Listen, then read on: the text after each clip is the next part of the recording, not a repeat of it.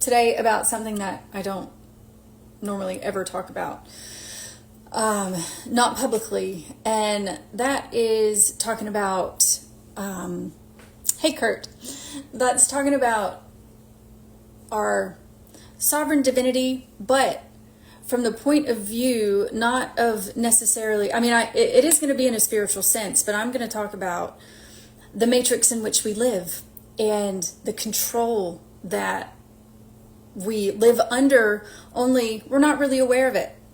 Only now we are becoming aware of it. People are waking up to the lies and the gaslighting. Doesn't a lot of things in our world today and on TV and the news and the president and the media, doesn't it just seem obvious that people are lying? So I am going to read I guess you'd call it an essay that I wrote this morning. And I've been thinking about this for months, and I don't, I feel like I've hit a point now where it's time for me to start adding this kind of perspective into my teachings on reclaiming power, reclaiming your connection with yourself, with your heart, with your higher self, reclaiming your connection with God. So here we go.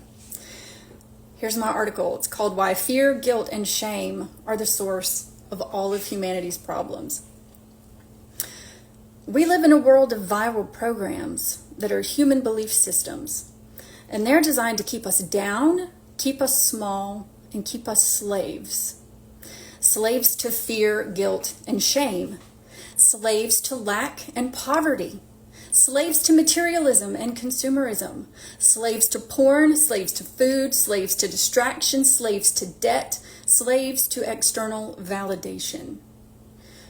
We live and operate in a much larger system that humanity has been completely unaware of. And by the power of divine Christ consciousness, humanity is waking up to the slave matrix in which we are complicit. Now, we never had a choice to opt in or out of this slave system, but today we're beginning to exercise our divine right of choice because we can now see more clearly due to the speed, folly, and seemingly transparent agendas of governments, oligarchs, the war machine, technocrats, and big pharma. Their gaslighting is now evident. Humanity has hit a tipping point of waking up, and we will not go back to sleep. Truth is our right, and it is our priority. So what is the Epstein list? Why is it so important to this country and to the world that it's released? Why do we feel outraged and betrayed by our administration? Other than the painfully obvious gaslighting, it's because this is the culmination of all of the evil perpetrated in the world, wrapped up in one individual and his network. It is the execution of the satanic and Luciferian consciousness that runs this world. It is made up of the people and the systems that created this slave matrix in which we, humanity, operate. So what we refer to as the Epstein list represents a web of interconnected individuals, corrupt governments and their agencies, CEOs of banks and technology firms, the military-industrial complex, big pharma, and who knows what else. All facilitated by a blackmail network that uses human trafficking and sex in order to control these powerful people that run the world. We have historically seen governments as ruling their countries. Sometimes those governments are voted in and sometimes not. And when you're American, you basically think that the US president runs the world. Well, it turns out these seemingly powerful people who occupy positions of power are ruled by their blackmailers. So the people who run the world are very small in number, and their assets, the people they blackmail and who therefore do what they say, these assets follow their rules. People, countries, children, and the planet be damned. Now, what I've just talked about is simply one speck of sand in a vast desert of corruption and evil. but it's to begin laying the groundwork for the slave matrix that we all unknowingly have participated in. So, coming back to the title of this article, why fear, guilt, and shame are the source of all of humanity's problems.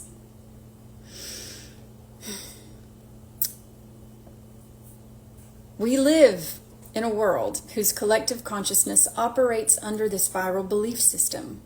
It is a mind virus, one installed at birth by observing the world around us. Our families, teachers, churches, they're not doing this on purpose or with malice. It simply is the system in which we all live. It is unconscious, unseen, unknown. But today we're seeing it because the collective consciousness is moving towards truth and demanding answers of those power keepers. Give us that damn list. So when you feel fear, what happens? You may experience feeling powerless, hopeless. So you look to people and things outside of you for answers, for safety and comfort. The mainstream media are the biggest perpetrators of fear. Their aim is to keep us in a perpetual state of trauma, so we lose the ability to think for ourselves. And as a result, we look to leaders for information and answers. We live in perpetual wars, inflation, dollar devaluation, crime, etc. And the media keeps us so distracted that we voluntarily outsource our power and critical thinking to them. As an example, we just lived through one of the biggest propagandized psyops of all time. Psyop stands for psychological operation. COVID! Our fear of death from the flu, it was propaganda, lies, and misinformation. Because of fear, people gave up their bodies to big pharma with vaccines. We wore masks that scientifically did nothing to stop the spread. The country looked to Dr. Fauci as a god who had all the answers. Because he wore a white coat and spoke with authority, people freely gave up the rights to their bodies under medical tyranny. That is what fear does. And we all experience this. We all experienced this. We all experienced COVID. When you live in a constant state of fear and trauma, you cannot think clearly. Survival and safety of your body becomes priority number one, and that is not your fault. It's how we're wired as humans. But the power structure, the individuals, governments, agencies, networks, etc., they know this, and they directly exploit it. Mass mind control is real, and the CIA have perfected it through the vehicles of media and Hollywood. They traumatize us through repetitive use of propaganda, and we give our power away. So when you feel guilt, what happens? Guilt sends us into another spiral of fear, meaning we lose our ability to think critically, we're cut off from our intuition, and we feel bad about ourselves. We replay all those memories that keep us stuck in our current situation. It is another immobilizer, another state of being that takes away our power so we don't move forward. And again, we look for things outside of us to make us feel better. What do you reach for as your main distraction? Food? Social media? TV? Porn? Sex? Drugs? Alcohol? Guilt keeps you disconnected. And when you feel shame, what happens? This is guilt on steroids. This is where you believe that you are fundamentally wrong and bad, that you've done such awful things or had such awful things done to you that you're totally unworthy of love, forgiveness, compassion, joy, and the list goes on. Fear, guilt, and shame are thieves. They steal from us our power and intuition. They immobilize our bodies. They hijack our minds and make us susceptible to lies and manipulation. They are the source of all humanity's problems because they cut us off from our divine inheritance of sovereignty and intuition. And that is why, and that is we are 100% human and 100% divine. Not just human, not just this body, also divine. The anthropos. This is a Greek word for what Christ was, a fully realized human being, meaning he totally knew that he was a divine soul from God occupying a human body. He was not limited to the collective conscious rules and beliefs of the earth realm. He was not limited by physics or time and space. Christ came here to teach us how to be like him, that we do, in fact, have the power to tell a mountain to get up and throw itself into the sea if we have faith the size of a mustard seed. True faith. Just as he walked on water, created loaves and fishes out of thin air, and resurrected. He came to show us how to be like him. Not to have power and control over humanity, but to teach us liberation and self-realization. Fear, guilt, and shame cut us off from our divine inheritance of intuition, power, and sovereignty. So we walk around insecure, scared, living in constant feelings of lack, worried for our survival and safety constantly. Fear, guilt, and shame make us small and unable to make meaningful change. They make us sick, creating disease of the body and mind. They make us weak, always looking for answers from someone or somewhere or something else outside of us. We no longer self-resource our connection with God. Our intuition is our connection with God. Our intuition lets us know what is best and worst for us individually and for our families. Our intuition is holy. And the powers that rule the world don't want you to know that, and they sure as shit don't want you exercising that human and divine right. Because when we are fully self-resourced, connected with our higher self and to God, we become immovable, unshakable, unmanipulatable. And we know when people are lying, and we act with sacred intentions. I am here as a beacon of sovereign divinity. I am someone who is awake, aware, and I am on a mission of truth and sovereignty. And it is my mission. It's no one else's. I am not attempting to make my mission yours. But I am here to help others awaken to their sovereign divinity. I teach what I live, what I experience. And I am overcoming all of this shit and pain, overcoming my fear, guilt, and shame so that I can show others how to do it too. So what will you do with this information? Are you already on the path of awakening, claiming your sovereign divinity?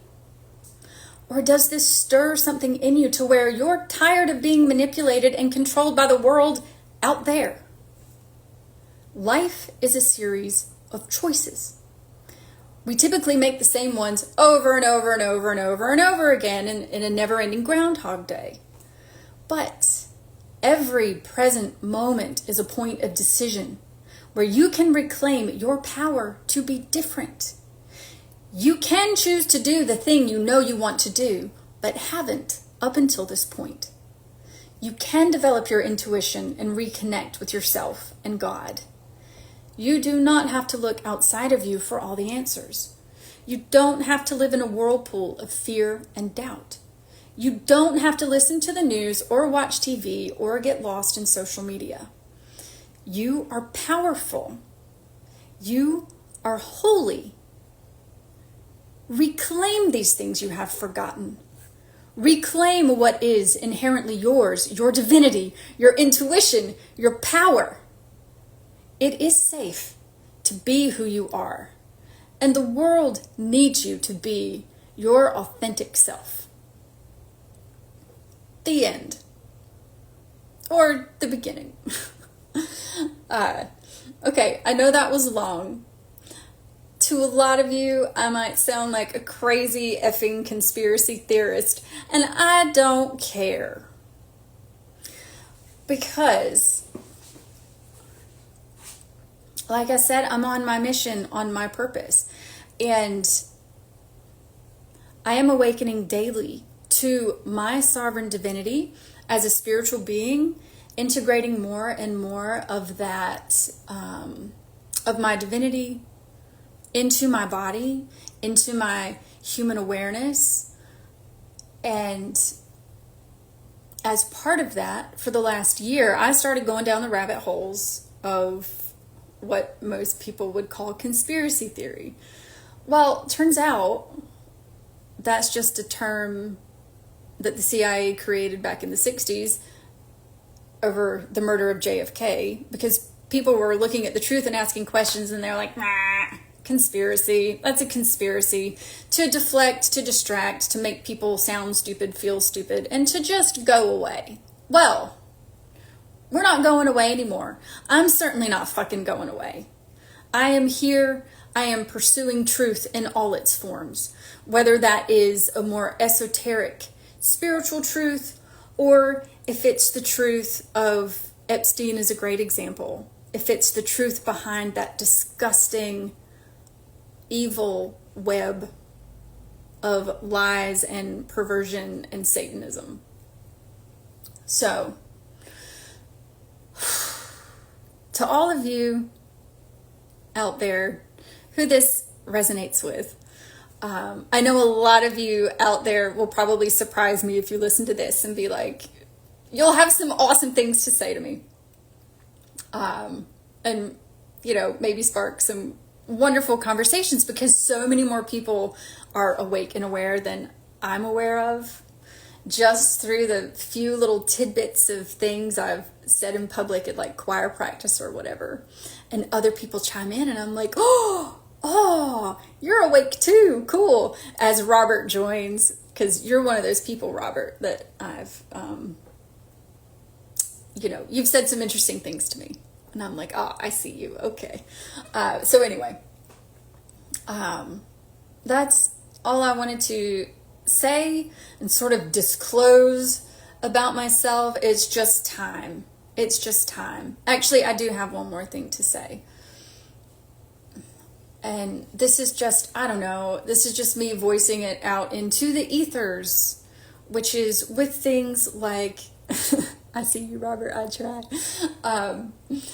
With things like the Epstein list, I've gone way deep down this, which I'm not going to talk about because it's too offensive and affronting to really talk about in public.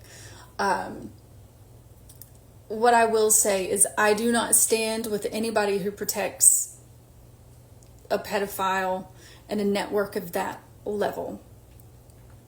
It is horrific.